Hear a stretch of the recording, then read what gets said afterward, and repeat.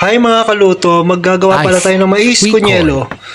Dahil mainit Blend na ang up. panahon Ice ngayon, cube. summer na guys. I-blend natin yung ano natin, dudurugin natin yung yelo natin, ice cube. Dahil nainitan ako, gagawa ko ng ice cube. Ng ano, crush ice. Yan guys, kakrush lang natin yung ano, yelo. Para solid. Durugin natin maigi para pinong-pino. Homemade lang yan. Nainitan kasi ako kaya ano, may ano ko dito, mais kunyelo. Saka, salang natin, hindi nadurog lahat eh.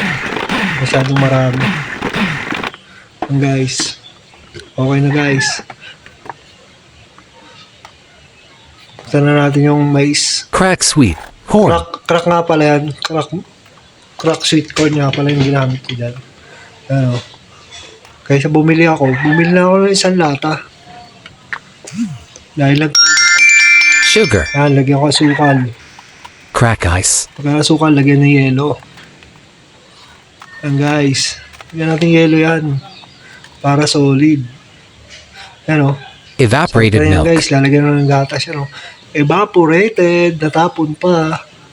Yan guys, dalawa yan, tigisa kami ng tatay ko. Ayan o guys. Sana natakam ko kayo guys. Paki-comment naman kung saan umabot yung video ko. Ano? Thank you Gatas yan, dito for dito. watching. Thank you sa panonood. Salamat.